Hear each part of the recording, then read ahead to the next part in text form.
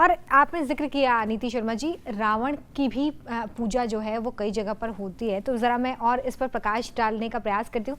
आचार्य संजीव अग्निहोत्री जी, हमें बताइए कि क्या रावण की पूजा भी कहीं होती है और इसका क्या महत्व, इसका क्या अर्थ निकाला जाए, क्योंकि हम तो रावण को जलाते हैं।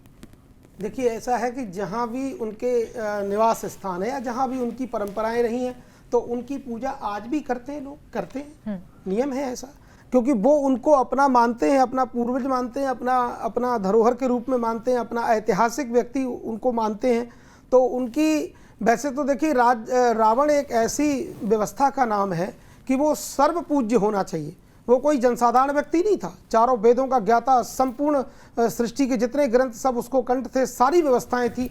लेकिन एक ऐसा उसने दोष किया जो दोष जो है ब्राह्मण होते हुए भी भगवान को उसको माफ़ नहीं कर सकते, क्योंकि उसने हमारा जो देश, ये जो राष्ट्र है, ये हमारी माताओं बहनों से आप्लावित ये देश है, तो हमारी माताओं बहनों का ये सम्मान करने वाला ये भारत देश है। और यहाँ यदि किसी माँ पर अगर उंगली कोई उठाता है या उनके साथ कोई दुर्व्यवहार करता है तो ऐसे व्यक्ति की हत्या ही होनी चाहिए, ऐसे व्यक्ति को मारने में कोई दोष ही नहीं लगता है। तो इसलिए उसका वध किया गया।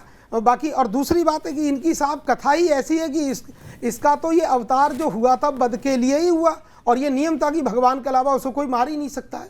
तो जब जब होय धर्म के हानि, बाढ़ही असुर अधम अभिमानी, तब तब धरि हरि मनुज शरीरा, हरहि कृपा निधि सज्जन पीरा। जब जब अधर्म का जो है अत्याचार, अनाचार ये सब बढ़ता है, तब तब धर्म रूपी साक्षात मर्यादा पुरुषोत्तम श्री राम जी का अवतार होता है। और अवतार लेने के बाद उनका प्राथमिकता यही होती है कि घर परिवार में रहना, ये प्राथमिकता नहीं, प्राथमिकता ये कि हमारा राष्ट्र, हमारे राष्ट्र की ध्वजा, हमारे देश का संसद, हमारे देश की गतिविधियां सुरक्षित और संरक्षित रहें, इसके लिए भगवान का अवतार होता है। मर्त्यावतार अस्तु ही मर्त्य शिक्षणम। भगवान कहते हैं, भगवान से किसी ने कहा प्रभु क्या आपका अवतार रावण को मारने को हुआ है? तो भगवान कहते नहीं नहीं, मर्त्यावतार अस्तु ही मर्त्य शिक्षणम, हमारा अवतार रावण को मारने को नहीं हुआ। अरे हम चाहे तो बैकुंठ में बैठे बैठे हुंकार भरें और ये समाप्त हो जाएगा। हम अपने प्यारे प्यारे जो भक्त लोग हैं उनसे मिलने को आते हैं, उनको अपनी कृपा प्रदान करते हैं, अपने राष्ट्र को, अपने भारत को सुरक्षा प्रदान करने के लिए आते हैं। वही प्रभु ने किया।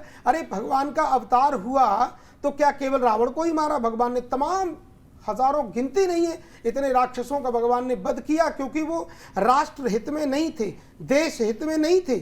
आज भी हमारे देश में इतना दिव्य सुरक्षा संरक्षा व्यवस्था मोदी जी के द्वारा चल रही है, लेकिन इसके बावजूद भी लोग अराजक हैं। तो ऐसे अराजक लोगों का वध तो निश्चित होगा, किसी भी प्रकार से हो, चाहे भगवान उनका वध करे, चाहे किसी भी परंपरा से वध तो होगा, क्योंकि विनाश, जो दुष्ट लोग हैं उनका वध होता है, उनकी आयु ज़्यादा नहीं होती है।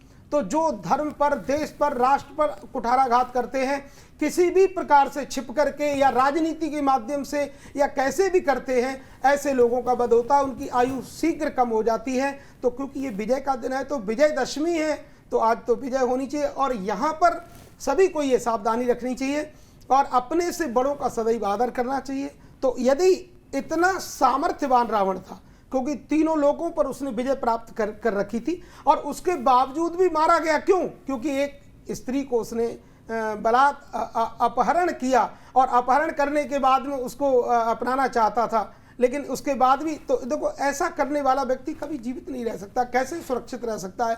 क्योंकि हमारा देश यत्र नार्यस्तु पूज्यन्ते रमन्ते तत्र देवता, ये भारतवर्ष में नारियों का, स्त्रियों का, बहन बेटियों का सदा आदर हुआ है, सम्मान हुआ है। तो ऐसे भारत की ध्वजा को कोई नीचा नहीं कर सकता है। यही विजय का पर्व है। हम सब लोग मिलकर के और आप सबके माध्यम से इस भारत में विजय हो, सभी की विजय हो, अधर्म का सदैव नाश हो और धर्म की सदैव विजय हो, ऐसी कामना करता हूँ। चलिए, तो बड़ी सुंदर तरीके से आपने बताया कि किस तरीके से पूजा का महत्व है, और रावण को लेकर बहुत सारे लोगों के मन में कन्फ्यूजन भी होगा। आप खबरें सुनते होंगे कि रावण की पूजा की जाती है, तो इसके पीछे की सच्चाई क्या है, ये भी संजीव अग्निहोत्री जी ने आपको बताया।